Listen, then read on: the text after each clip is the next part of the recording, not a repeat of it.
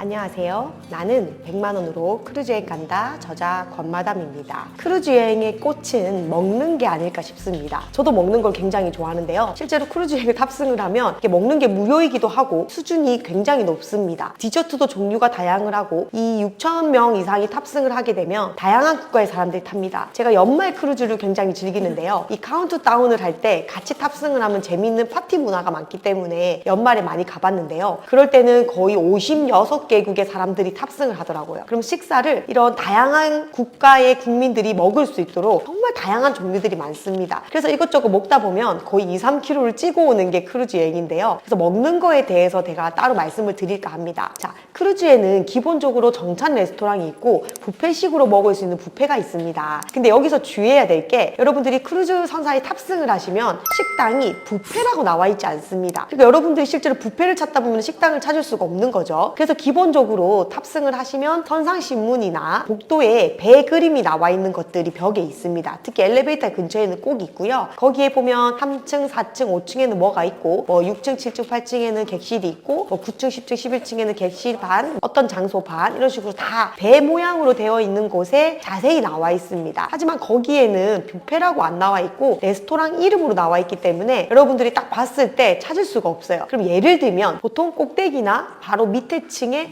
큰 면적을 차지하는 브랜드 이름이 있을 거예요. 그럼 보통 거기가 가장 큰 곳이기 때문에 우리가 뷔페 식당이라고 알 수가 있습니다. 그래서 제가 자주 갔던 로얄 캐리비안은 윈제모라고 되어 있었고요. 퀸메리 2호에는 킹스코트라고도 되어 있어요. 그래서 여러분들이 탑승을 하기 전이나 공부를 할 때 그 배 이름을 네이버나 이런 데 검색을 해보거나 예약을 할 때 선박 구조를 볼 수 있는 게 크루즈 여행의 특징이기 때문에 보통 큰 브랜드 이름으로 가장 큰 곳이 뷔페구나 라고 추측을 할 수 있습니다. 물론 도착하셔가지고 식당이 어딨냐고 물어봐도 찾을 수는 있겠죠. 그래서 팁을 알려드리면 그렇다는 겁니다. 저는 처음에 갔을 때 뷔페만 찾았는데 뷔페라는 글자가 없으니까 몰랐던 거예요. 근데 대부분 꼭대기나 꼭대기 밑에 층에 있기 때문에 가보면 이제 쫙 알 수가 있잖아요. 그래서 첫날은 보통 노선을 보고 크루즈 내에 4층에 5층에 보통 정찬 레스토랑, 코스 요리를 먹는 그런 정찬 레스토랑과 공연장과 이런 기타 등등 조그만 시설들이 많이 밀집해 있고요. 보통 꼭대기층에 뷔페나 수영장, 이런 운동할 수 있는 곳, 야외 배경으로 뭘 할 수 있는 것들이 위층에 있습니다. 근데 이런 구조가 대부분이 비슷비슷한데 브랜드 이름이라든지 약간의 구조가 다를 수 있기 때문에 기본적으로 크루즈를 즐기시려면 정말 이 넓은 크루즈를 곳곳이 알 필요가 있습니다. 미리 한번 크루즈 배 이름을 검색을 해서 구조도 한번 보시고 또는 예약할 때 이런 구조를 보시고 잘 먹는 게 또 우리한테는 가장 중요한 부분이잖아요.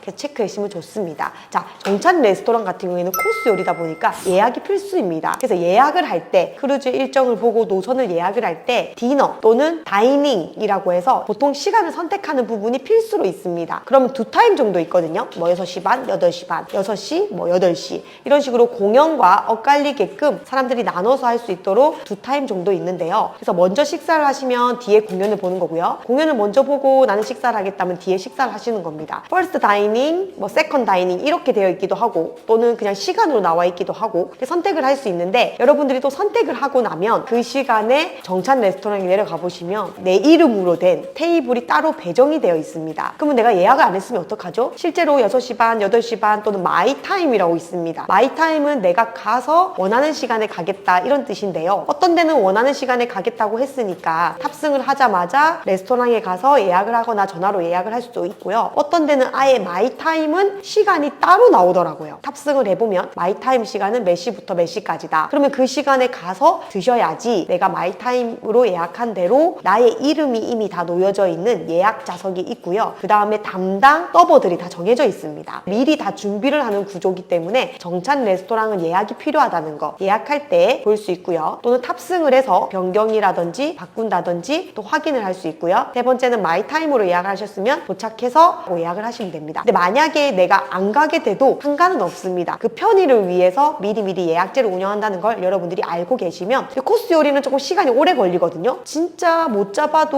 50분, 1시간은 잡아야 되더라고요. 왜냐면 에피타이저 나오고 메인 디시 나오고 디저트까지 먹고 또 차까지 먹어야 되니까. 그래서 이런 시간 배정을 잘 하셔서 공연과 식사를 잘 즐기시면 됩니다. 그리고 정찬 레스토랑 외에 뷔페 외에 식사할 곳은 있나요? 라고 여쭤보시던데요. 스낵바들이 있습니다. 제가 최근에 탔던 스낵바들은 피자를 무한 제공해 주더라고요. 근데 피자가 맛있더라고요. 그래서 수시로 아침, 점심, 저녁 제외하고 조금 배고프다 할 경우에는 스낵바에 가서 제공하는 스낵들을 무료로 먹고요. 또 조그만 카페들이 배치되어 있는 곳은 유료도 있고요. 조금 큰 데는 또 뷔페식으로 일부 베이커리랑 뭐 주스, 뭐 기타 등등 또 먹을 수 있는 코너들이 있습니다. 그래서 이런 스낵 타임을 즐길 수 있는 것도 여러분들이 미리 위치를 아시면 중간중간에 드실 수 있고요. 하지만 아침, 점심, 저녁에 대부분 다 오픈이 되어 있으니까 과일이나 디저트는 이제 뷔페 가서 그냥 편안하게 먹고 싶은 거 이렇게 많이, 특히 과일 많이 먹고 왔던 기억이 있습니다. 근데 정찬 레스토랑은 딱 하나 주의해야 될 게 말 그대로 정찬 레스토랑이기 때문에 복장에 대한 주의가 필요합니다. 너무 캐주얼한 건 안 되고요. 그래서 신발은 편한 신발, 특히 조리, 뭐 구멍이 있는 신발 이런 건 안 되더라고요. 운동화도 안 되겠죠. 그래서 여러분들이 구두라든지 약간 차려입은 듯한 느낌의 신발과 복장도 깔끔하게 정장 정도는 되는, 아니면 반정장, 기본적으로 반바지는 안 되고요. 청바지는 안 되고요. 여자분들은 또 보통 원피스 이런 거 입으셔가지고 단정한 차림으로 정찬 레스토랑을 들어가야 입장이 가능하다는 거. 근데 나는 의상 신경 쓰는 거 너무 싫어. 그러면 이제 보통 뷔페에 가서 복장 제한이 없는 곳에서 마음 편하게 드시는 겁니다. 그리고 보통 뷔페 레스토랑 같은 경우에는 계속 물을 공급하고 스낵바에서 물을 공급해주는